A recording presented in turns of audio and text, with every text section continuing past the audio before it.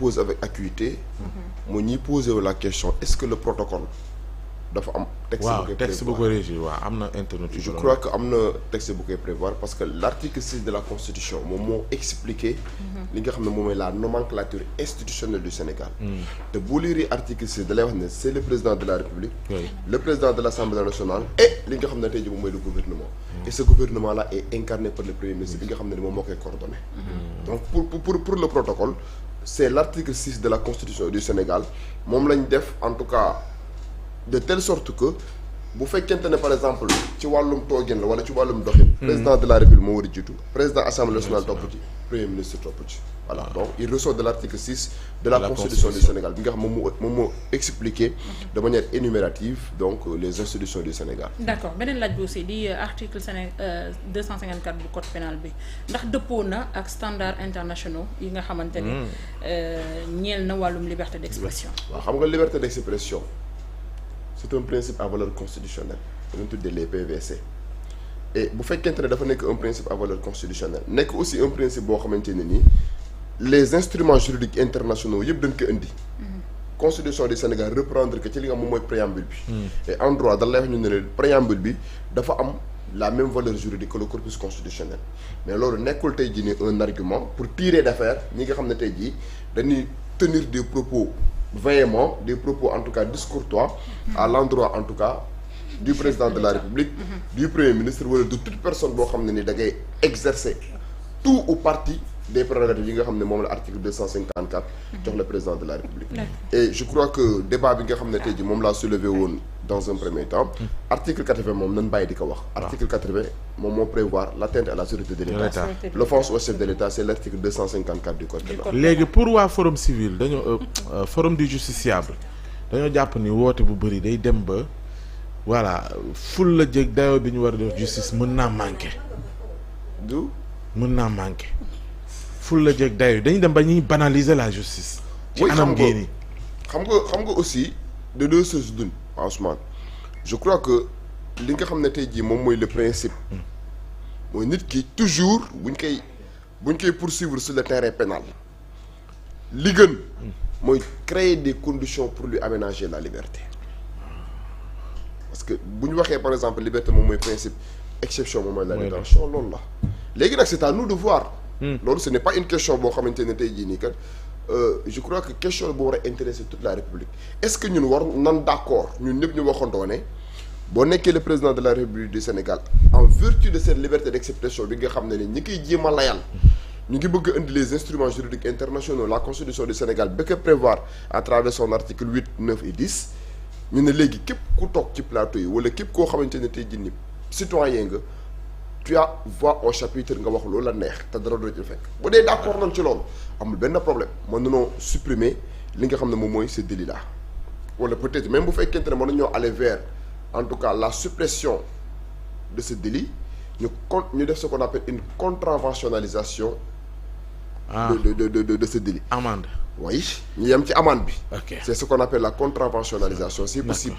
man noonu wax ne par exemple képp koo xamante ne tey jii nii def nga offense au chef de l'État au lieu tey jii nii kay di ñu lay priver de liberté parce que la privation de liberté peut-être mën nañ ko apprécier comme une mesure draconienne ñu ne léegi kat nan la teg li nga fay 500 000 voilà maintenant loolu aussi pas Ousmane beneen côté mën na créer des conséquences désastreuses muy yu man nan mooy par exemple tu vas donner libre cours une licence aux gens tey jii à partir du moment où ak Sénégal ni nga xam ne tey jii noonu lañ ñaawee làmmañ en quelque sorte buñ la mënul atteindre ci benn anam bi dañuy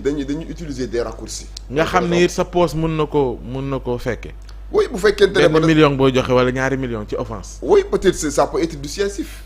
le fait tey jii par exemple ñu ne la boo defee offense au chef de l'État nañ def amende simplement ça peut être dissuasif mais aussi dina nekk leen na loo xam ne ça peut porter atteinte à nos institutions parce que bu boobaa ku jug mën nga tenir des propos yu la mënte ne ci président de la République te dara la ci fekk moo tax ma ne la c'est un choix c'est à nous maintenant de voir est-ce que dañoo pare pour d'accord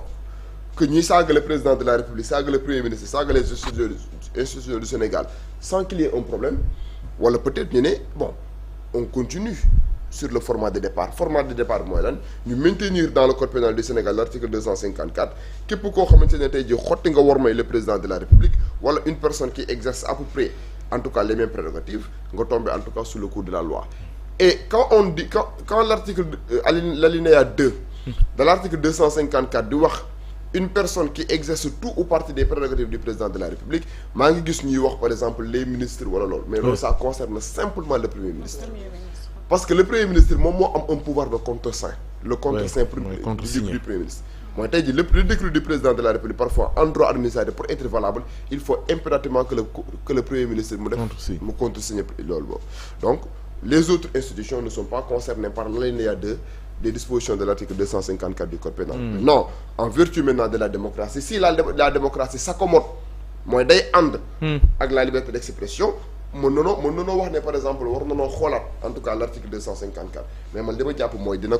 créer ay conséquences désastreuses sur la personne du président de la République bi nga xamante ne tey jii tous les citoyens dañ ko war a jox worma dañ ko war a respecter te yaakaar naa ne nous autres citoyens de la République bu ñu respecté wul le président de la République est-ce que ailleurs à l'étranger ñoom dinañ accorder du crédit et du respect à cette institution ailleurs de ñu ngi mbéj sax ñu ngi mbéj seeni président est-ce que ñu mbéj seeni président di ko sànni daal à l'international mënuñu am ay condamnation bu fekkee dañu continuer d'utiliser offense au chef de l'État. Bon ailleurs je crois que le délit d'offense au chef de l'État am na même en France même bu fekkente ne foofu noonu yaakaar naa ne du point de vue démocratique ñoom dañ cee am avancé bu mag sax bokkuñu ak Afrique quoi parce que foofu ñu ngi mën nanoo tolérer yenn yoo xam ne fii nii en tout cas duñ ko tolérer mais il faut aussi comprendre un aspect par Ousmane du point de vue de la civilisation et de l'éducation de base ñoom ñoo ñu ëpp loolu mooy ñun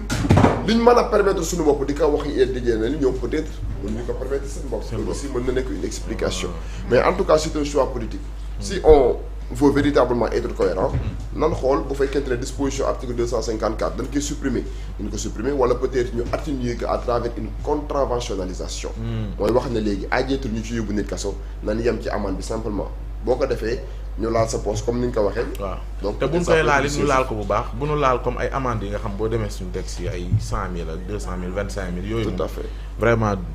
dissuadé wul kenn waaw nanu xàcc ca benn million ba jëm buñ ko defee ñaar ba ñett nga xam ne saa yoo saaga waxoo loo war a wax fay xaalis bu bari ñaari million ngay joxe doo fay mais pas seulement quand on a une opposition milliardaire aussi waaw loolu problème loolu du ko def nga fay après bu ëllëgee nga wax bu la sax ci milliard du métti dañ la fay orange money rek nga fay ko continuer waaw orange money waaw maître Ndios nga nag voilà c'est ça le risque maître Ndios nga comme réew mi sax di nga dégg ñeen naan maa joxe diw pour mu saagaam dañuy créer fond de contravention mais nag est-ce que tamit loolu du régler le problème même si on a des opposants milliardaires bon comme ni nga ko sous-entendre bu fekkee ni am na ñoo xam ne bu ñu leen orange moo newee 70 000 mu leew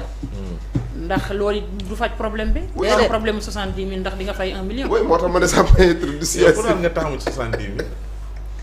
moo dem mais lan la pourquoi waruma ko ci taamu c'est un problème. ok ça peut comme wax être naa du siège million ndax wax nga dëgg. mais en tout cas c'est à nous en tout cas de voir et yaakaar naa ne même ñoom ñi toog au pouvoir. bokkoon na ci seeni promesses politiques. waay mooy que dinañ génne en tout cas li nga xam moom mooy cette infraction là. donc offense au chef de l'État. mais ci dialogue bi dañ cee génn ba 7-8. ah bon ah waaw. dañoo lànk ni 254 du bouger. wax nañ dëgg. en tout cas te ñi ko fi téye woon depuis 12 ans ñoom it ñoo doon wax ne nañ ko fi jëlee. ah c'est ça la contradiction politique. oui. loolu mooy les positions politiques à géométrie variable. waaw.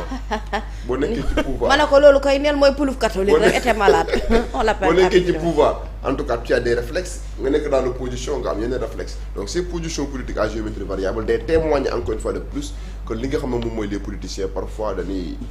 loolu seen askan quoi ils sont là pour duper les citoyens. alors dama c'est regrettable. ma préciser rek waxuma nañu yegg di mbéj suñu président dama ne ailleurs dama joxe exemple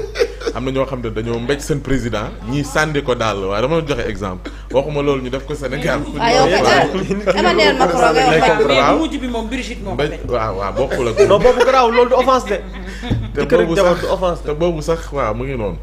oui Fary gis naa ne def sànq ba léegi yaa ngi yëngal bopp. mooy nii non fu mu ne nii ñun ñëpp a yëngal bopp. ànd nga ci maître li mu doon wax sànq ni nañu yegg ci yeneen alternatives yi ñuy ut parce que depuis boobu ñu ngi am ñu bëri ñu ngi leen di woo te délit yooyu la offense wala boog lu jëm ci ay injures publiques yu mel noonu. alternative bi jëm ci fexe contravention di ko régler comme ba fii ñu ngi woote ñu ngi tëj ñenn ñi mais taxul xëy na li ñuy xeex mu dog oui possibilité la. waaw possibilité la et pour man on peut même aller plus loin on va dire peut-être que c'est un peu radical waaye man moom dama gëm ne problème la koy wutal